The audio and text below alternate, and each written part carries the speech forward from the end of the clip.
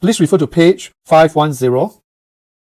Earlier session we discussed how do we distinguish financial liability and equity instruments. Whether it's a financial liability or equity instruments, we must consider the definitions of liability. If the transaction meet the definitions of liability, the financial instrument is a financial liability. Otherwise, you'll consider as an equity instruments. After that, we discussed how to account for compound financial instruments. Compound financial instrument is a financial instrument consists of financial liability and equity instruments. For compound financial instrument, we must account for financial liability and equity instrument separately. In accordance with AS33, when dealing with financial instruments, we must first determine the financial liability component and the balance represent an equity instruments. After looking at AS32, next we'll be looking at FRS 9. FRS 9 mainly is on management of financial assets, management of financial liability, accounting for derivative instrument, and hedge accounting. First, we start off with financial assets. For financial assets, there are 4 issues: management of financial assets, reclassification of financial assets, impairment of financial assets, and derecognition of financial assets. Among these 4 issues of financial assets, management of financial assets will be the most important issue. Please refer to page 517, Management of Financial Assets. For financial assets, there are 3 bases of measurement. First, financial assets measured at amortized cost if both criteria are met. When these 2 criteria are met, then it must be at amortized cost unless the entity designates this as fair value to P&L.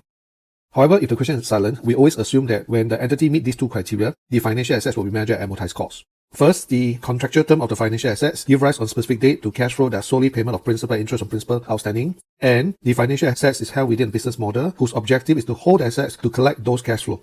When these 2 conditions are met, you'll be measured at amortized cost. If one of these is not met, then we do not call this as amortized cost financial assets.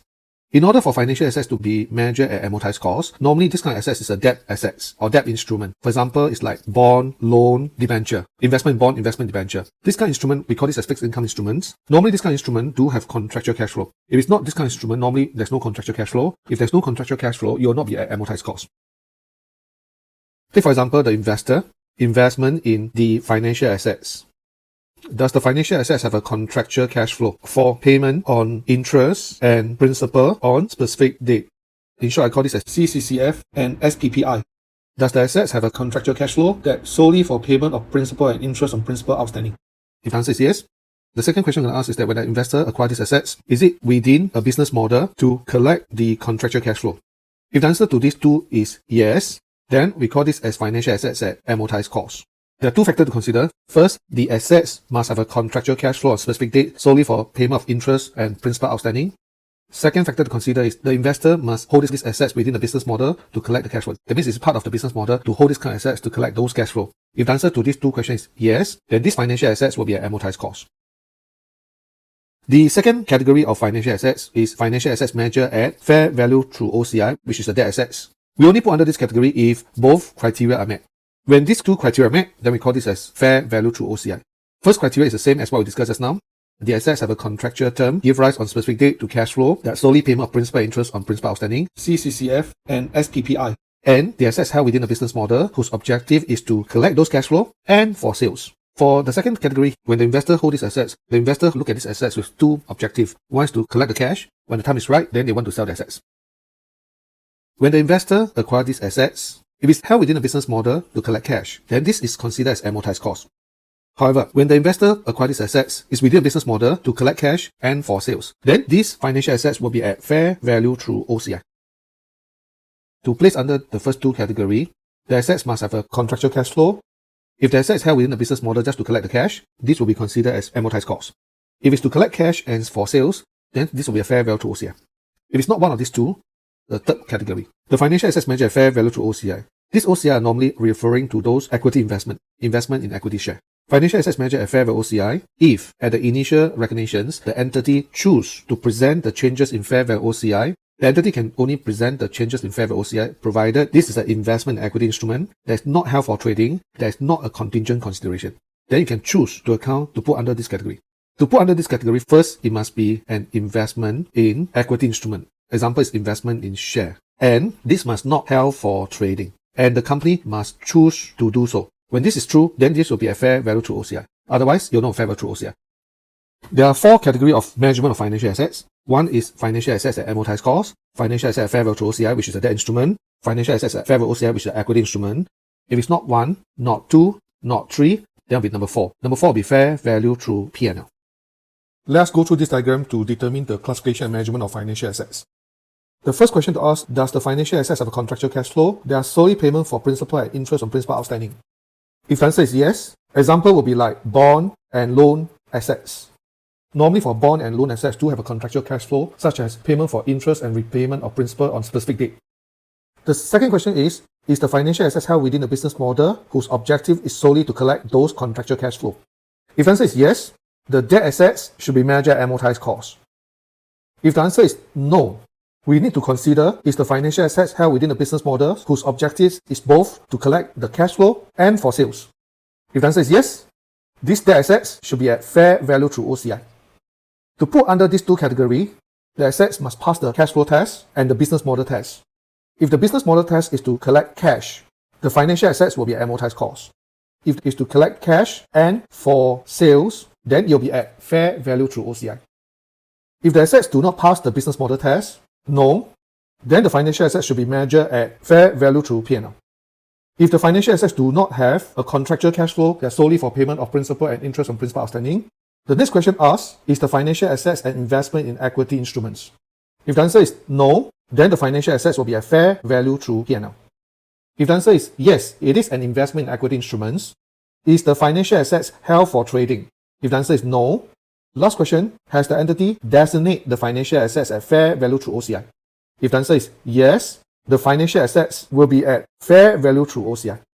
Again, to put under these two categories, it must pass the cash flow test and the business model test. To put under this category, it must be an investment in equity instruments, it must not held for trading, and the company designate these financial assets at fair value through OCI. Otherwise, the financial assets will be at fair value through P&L.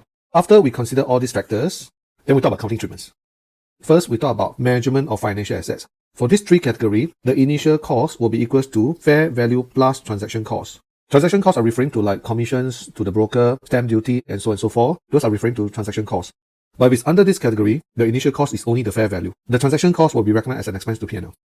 Next, we look at subsequent measurement, carrying value of the assets in the balance sheet. For financial assets amortized costs, you have to measure amortized cost balance based on the effective interest rate method. For the rest, you'll be measured at fair value. When we talk about fair value, we have to refer to FRS 13. We must consider level input, level 2 input, level 3 input. For debt assets at amortized cost, you'll be measured at amortized cost. The amortized cost adjustment will be recognized in P&L. For debt assets measured at fair OCI, you'll be measured at fair value. There are two adjustments. The first adjustment is the amortized cost adjustment that go to P&L. Then after that, there's a fair value adjustment that go to OCI. For equity assets at fair OCI, you'll be measured at fair value. And the changes in fair value recognized in OCI. For financial assets at fair value P&L, you'll be measured at fair value. The change in fair value recognized in P&L. Let me give you a simple example on these four different measurements. Take for example, financial assets acquire for $60 at commissions of $1. Simple example. There are four different measurement bases for these financial assets. It can be financial assets at amortized cost, financial assets at fair value through OCI. For these two categories, assuming this is a debt assets. The third category will be financial assets at fair value through P&L and financial assets at fair value through OCI. These two categories, assuming these are equity assets, investment in share. If it's under this category, initially it will be measured at 60 plus 1. Thereafter, the carrying value at the year end. For financial assets amortized cost at the year end, you'll be measured at, take for example, 64 is the amortized cost. We have to adjust from 61 to 64, plus minus. This plus minus, we call this as amortized cost adjustment, plus of 3. This $3 will be recognized in P&L. If the financial asset is under fair value to OCI, we have to adjust to the fair value, assuming the fair value is equals to 66. From 61 to 66, there are two adjustments. The first adjustment is the amortized cost adjustment, which go to P&L. Then there's another adjustment, is the $2. This $2 is considered as a fair value adjustment to OCI. For financial assets at amortized cost, you'll be adjusted to amortized cost with the amortized cost adjustment to P&L. If it's a financial assets at fair value OCI, you'll adjust to fair value, but there are two adjustments. The first adjustment is the amortized cost adjustment that go to P&L. The second adjustment is the fair value adjustment that go to OCI. If the assets is equity assets fair value OCI, we just need to adjust to fair value. From 61 to 66, there's a difference of $5. This $5 is a fair value gain or loss. This fair value gain or loss will go to OCI. Financial asset at fair value through OCI will adjust to fair value with the fair value adjustment that go to OCI. If the financial assets is at fair value to P&L, we'll adjust to fair value, and initially the cost will be measured at 60 only. The $1 will go to P&L as an expense. Then after that, we must adjust to fair value. The gain or loss will be recognized in P&L. And for these two categories, you can see the difference is that first, for this category, we adjust to fair value. The change in fair value recognized in OCI. But for a debt assets measured at fair value OCI, there are two adjustments. The first adjustment is adjustment to P&L. The second adjustment is adjustment to OCI. Another main difference on these two, this must be reclassified to P&L upon derecognitions. This amount that recognized OCI do not reclassify to P&L upon derecognition. This is the main difference between the debt assets at fair value OCI and the equity assets measured at fair value OCI. For equity assets measured OCI, is a choice that the company made. For debt assets measured at fair value OCI, is meet the criteria. The changes in fair value of a debt assets at fair value OCI, this gain or loss must be reclassified to P&L upon derecognition. But whereas it's the equity assets that measure at fair value OCI, upon derecognition is we do not reclassify to P&L. The interest dividend of these assets will be recognized in P&L. For forex exchange differences, for equity assets measured at fair value through OCI, the exchange differences will be recognized in OCI. For debt assets at amortized cost, any forex adjustments will be recognized in P&L.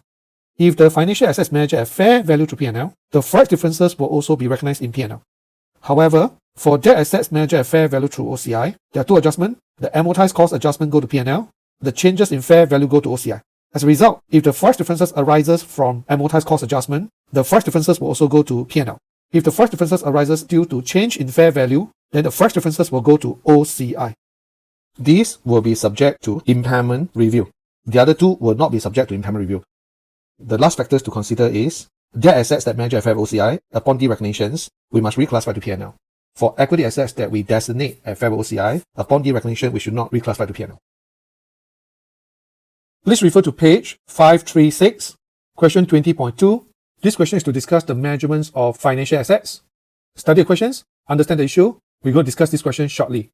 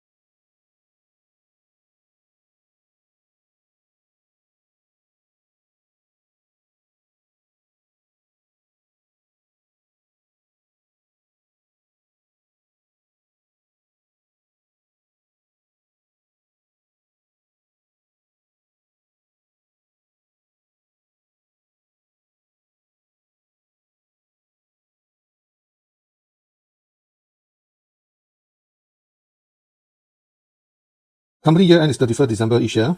With investment share of BBL. This investment share of BBL represent the financial assets because it represents an equity instrument of another entity. What's accounting for financial assets? We have to refer to FRS 9. Can this financial assets measure at amortized cost? The answer is no. The nature of ordinary share do not have a contractual cash flow. This investment cannot be measured at amortized cost. This investment must be measured at fair value through P&L or fair value through OCI. For us to call this as fair value OCI, it must be an investment in equity instrument and it must not be held for trading and the company must choose to do so. When this is true, then we call this as fair value OCI. Otherwise, it will be fair value P&L. If the question is silent, normally we'll count this as fair value through P&L unless the question mentioned all this. AL acquired 4 million shares of BBL, the company listed on Hong Kong Stock Exchange, will represent less than 2% of the total number of shares. 2% we do not have control, we do not have significant influence. It's not a subsidy, it's not associate. It's a normal financial assets. AL paid $20 million for this 4 million share with arrangement fee of $300,000. Arrangement fee, we call this as transactions cost, TC. Example for this is like commission to a broker, legal fee, stamp duty. All these are considered as transaction costs. The quoted price of each share of BBL was 5.4 at the year end. This represents the fair value for each share, and most probably this is considered as level 1 input because it's a quoted share price. Take $5.40 multiplied by 4 million share. At the year end, the fair value is equals to $21.6 million. AL sold all the share of BBL at a fair value of 20.7 on 31st May 2016. For this question, there are two possible categories of accounting. One is fair value to P&L, one is fair value to OCI. Initially, it's at cost. If the financial assets measured at fair value P&L, initially the cost is only equals to the $20 million. If it's measured at fair value to OCI, it's $20 million plus the transaction cost is $300,000. When it comes to year end at 31st December 2015, it must be measured at fair value, which is equals to 21.6. This 21.6 likely to be a level 1 input because these shares are quoted on the stock exchange. It's a quoted price in the active market. 21.6, which means there's a difference of 1.6. This 1.6 represents the fair value gain, and this gain must be recognized in P&L. If the company choose to put under fair value OCI, if it's not held for trading, then at the year end, we'll still measure at fair value. The changes in fair value, in this case, is equals to $1.3 million. The $1.3 million will be recognized as a gain or loss in OCI. If it's measured at fair value P&L, if it's measured at fair value through OCI. In the exam, you have to study the question, which category of financial assets are we looking at? The question mentioned that the assets were sold on 31st May 2016 for $20.7 million. That's a fair value. There's a fair value loss now, 0.9. This loss will be recognized in P&L because it's a financial assets at fair value to P&L. If the financial assets measured at fair value OCI is sold for 20.7 fair value, and there's a difference of also $0.9 million. This $0.9 million will be recognized in OCI. If the financial assets measured at fair value to P&L, every year is adjusted to fair value, changes in fair value recognized in P&L. If the financial assets measured at fair value OCI is also measured at fair value, the changes in fair value recognized in OCI. In this case, there's a gain of 1.3, there's a loss of 0.9. There's a net gain of $400,000 recognized in OCI. This net gain cannot be reclassified to profit and loss upon derecognitions. We cannot debit OCI, credit P&L when the asset is sold. This is not allowed. What we can do is that when the asset is sold, we may transfer from one reserve to another reserve, but we cannot put back to P&L. It's not allowed under IFRS 9. Now we look at bond assets. On 1st Jan 2015, AAL subscribed for 4,000 units of bond issued by CCL with a face value of $4 million. This bond represents a financial assets because it represents a contractual rights to receive cash. And this bond can be measured at amortized cost if this bond have a contractual cash flow on specific date solely for payment of interest and principal. And if this bond is held within the business model whose objective is to collect this cash flow. HTC stands for held to collect. This bond can also be at fair value through OCI. Based on the information given to us, it do have a contractual cash flow on a specific date that's solely for payment of interest and principal. And if this bond is held within a business model whose objective to collect cash and for sales, then this will be measured at fair value through OCI. Otherwise, this bond will be measured at fair value through P&L. Normally, if this bond is not measured at amortized cost, not measured at fair OCI, you'll be measured at fair value through P&L. For example, this bond is held for trading. Purchase the bond with the intention to sell near term, then this will be under fair value through P&L. The question mentioned that the bond pay a coupon rate of 5%. Contractually, the company is going to receive 5% per annum. AL pay an arrangement fee of $48,000. This $48,000 represent the transaction cost. The bond will be redeemed by CCL at a premium of 20% after 4 years. When the issuer redeems the bond, the issuer must pay the borrower a premium of 20%. This premium of 20%, we have to add. If it's a redeemed at discount, we minus. The market interest rate for similar debt was 7% at 31st December 2015 and 31st December 2016. Pay attention to the dates. The bond was acquired on 1st Jan 2015, but the interest rate given to us is at the year end. We're going to use the interest rate later on. These bond assets can be measured at amortized cost, fair value through OCI, fair value P&L, depending on the information given to us. If meet the cash flow test and business model test, it could be under amortized cost or fair value through OCI. Otherwise, you'll be measured at fair value P&L. Financial assets can be measured at amortized cost. Financial assets can be measured at fair value through OCI. Financial assets can be measured at fair value through P&L. There are three possible categories for these questions. Initially, at 1st Jan 2015, if the financial assets measure at amortized cost, the initial amount will be 4 million plus 48, fair value plus transaction cost. If the financial assets measure at fair value through OCI, it will be 4 million plus transaction cost. If it's a financial assets measure at fair value through P&L, it's the 4 million. The transaction cost will not be part of the cost of the assets. The transaction cost will be recognized in P&L if it's a financial assets at fair value through P&L. Then we come to year end, 31st December 2015. If the financial assets measure at amortized cost, we need to know what is the amortized cost. Normally this figure is something that you have to calculate. Can we understand this better by looking at the detailed discussion? In order for financial assets to be under this category, we must look at the cash flow. If there's no cash flow, you'll not be under these two categories. You'll be under fair value through P&L. Whenever we talk about financial assets at amortized cost, one very important thing is the cash flow. And the cash flow, we must refer to the contract. Contractually, how much we pay. Contractually, how much we receive. Refer to the contract. Contractually, we pay is $4 million and 48,000 is equals to 4048. Each year, 31st December 2015, 31st December 2016, 2017, and 2018. To receive, contractually, we're going to receive 5% of 4 million. We are receiving 200 every year. When it comes to the redemption date, which is 31st December 2018, according to the question, based on the contractual arrangement, we're going to take back the $4 million plus a premium of 20%, which is equals to 4,008. If we hold this investment for 4 years, how much do we earn? If we pay $2, receive $3, we earn $1. This is the amount that we pay, this is the amount that we receive. The net amount we receive is what we earn. Effectively, we earn 1552. This should be the interest income over the 4 years. If we're going to hold this investment for 4 years, this is the amount that we earn. We pay and we receive. The net amount received is equals to 1552. 1552 is the interest we earn over the 4 years. For accounting purposes, we have to recognize this over the 4 years. The 5% that we receive every year is what we call the coupon rate. Coupon rate represents the amount of interest we pay or receive over the contractual period. But effective interest rate is the amount we earn over the 4 years. If we hold this investment 4 years, how much do we earn? In this case, is at 9% per annum. It's not given to us. We have to calculate for these questions. It means that if we hold this investment for 4 years, effectively we'll earn 1552, and 1552 will give rise to a 9% interest based on an investment of 4048 over the 4 years. We call this as EIR, effective interest rate, for financial reporting. But for other paper, you call this as internal rate of return, discounting present value. Year 0, $1 is equal to $1, is equal to 4048. We need to know what's the interest rate to discount all this to a present value of 4048 so that MPV is equals to 0. The interest rate to discount all this to MPV to be 0 is equals to 9%. For other paper, other module, you call this as internal rate of return. For financial reporting paper, we call this as effective interest rate. Normally, this effective interest rate is provided in the exam. If it's not provided in the exam, then you have to use the IRR formula to calculate this 9%. At year 0, we pay 4048. When it comes to year 4, we will take back 4008.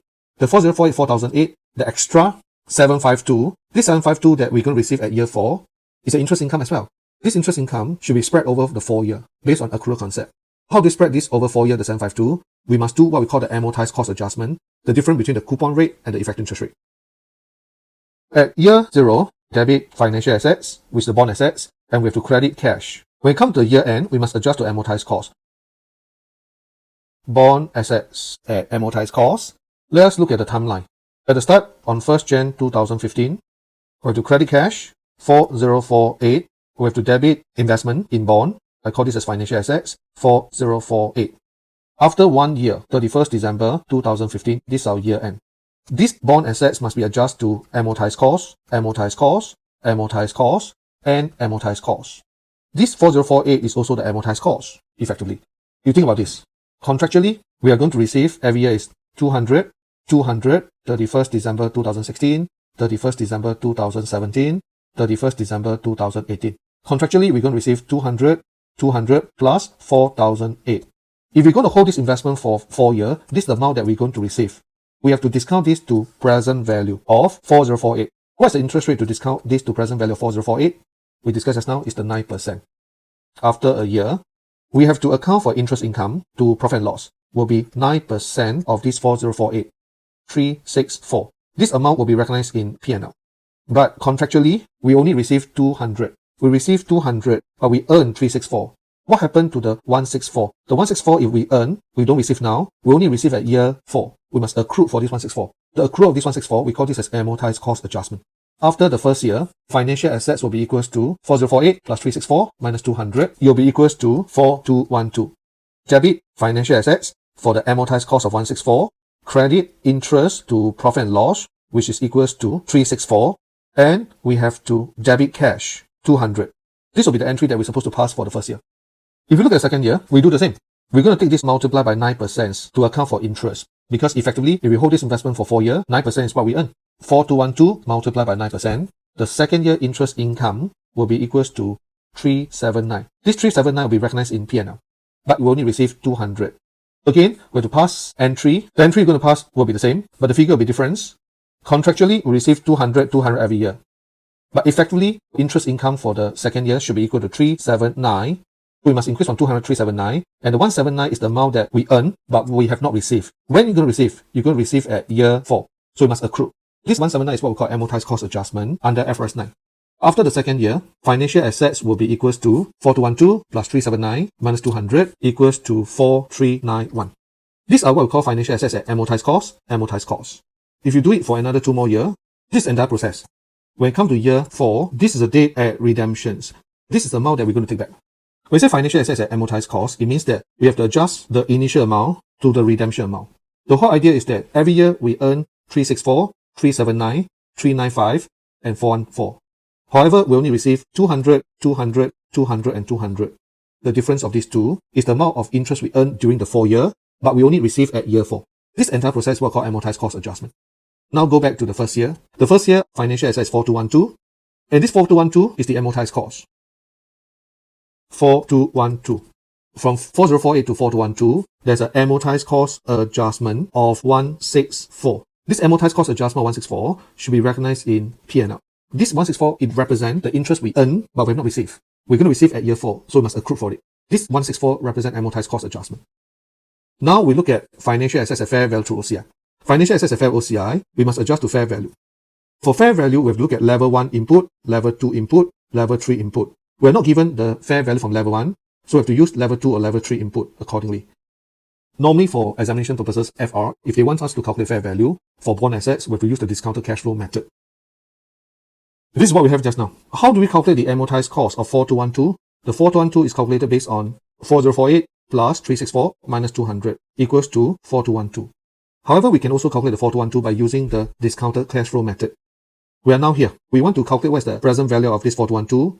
We take 200 over 1.09, 200 over 1.09 to the power of 2, 200 plus 4008 over 1.09 to the power of 3. The present value at 9%. You will have 4212. This 4212 represents the present value of the contractual cash flow at 9% amortized cost. But what if we need to calculate the fair value, how much worth today? We can take the remaining cash flow over the market interest rate at the year end. Referring to the question says the market interest rate at the year end is equals to 7% at 31st December 2015. A similar debt is equal to 7% now. What's the worth of our debts today? We take 7%, 7% to the power of 2, 7% to the power of 3. And we calculate the present value is equal to fair value. In this case, equals to 4443. This 4443 is equals to fair value. The difference between the fair value and amortized cost. Amortized cost is based on the contractual cash flow at the effective interest rate of 9%. If the company holds this investment for 4 years, 9% is what the company earns, regardless of the market interest rate. If the company sells this investment today, and today the market interest rate is only 7%, the company can sell these assets at a higher rate, which means there should be a gain. 4212 minus 4443 is 231. This gain, the standard say, recognized in OCI. We don't put in P&L, we put OCI first. In the event that if this investment is sold, then we take it out from OCI and put back to P&L. But in the meantime, because we're still holding the assets, as long as you're holding the assets, this fair value gain, we do not report in P&L. At the point when we sell these assets, this gain or loss, then we put back to P&L.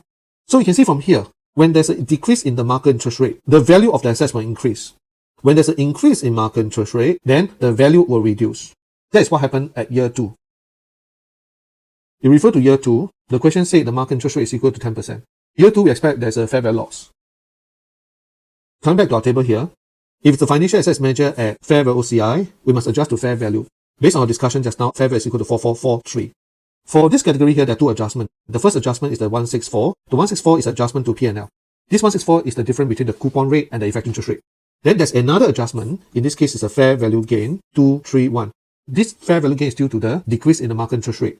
As long as this asset still remain unsold, this gain we should not report in P&L, we should report in OCI. When this asset is sold, then we have to take it out from OCI and put back to P&L.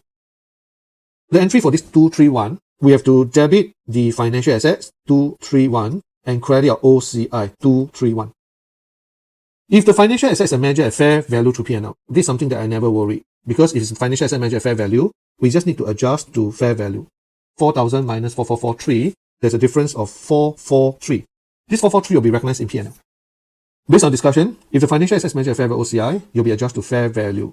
For this type of assets, this is a JAG assets. For the assets measured at fair value OCI, there are two adjustments. The first adjustment is the amortized cost adjustment go to P&L due to the difference between the coupon rate and the effective interest rate. And any fair value gain or loss must be reported in OCI. This is due to the difference between the effective interest rate and the market interest rate. If the financial assets measured at fair value P&L, you must adjust to fair value. Any gain or loss report in P&L. Please refer to page 572, question 20.20. It's a Module A questions. This question discusses the measurements of financial assets. Study the questions, understand the issue. We're going to discuss the questions shortly.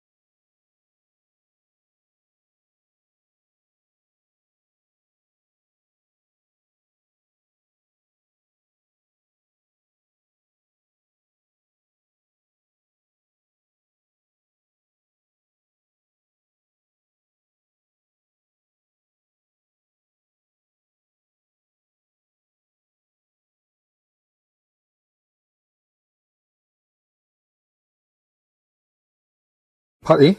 As a CFO of the entity, you have been asked by the founder to evaluate preliminary thought on how to account for the investment as it's not very familiar with the financial reporting standards. You are required to advise with rationale, provide the reason, the basis, whether you agree with his proposal. If you agree, the reason why. If you do not agree, what's the basis? If you disagree, state what you believe the accounting treatments could have adopted for each case. 9 marks. For this question, there are 2 investments. Each investment is around 4 to 5 marks. 4 to 5 marks, you must come out 5 to 6 points. B. The founder noticed that impairment loss have been recognized for some long-term trade receivable. I assume it's more than a year, with significant financing component.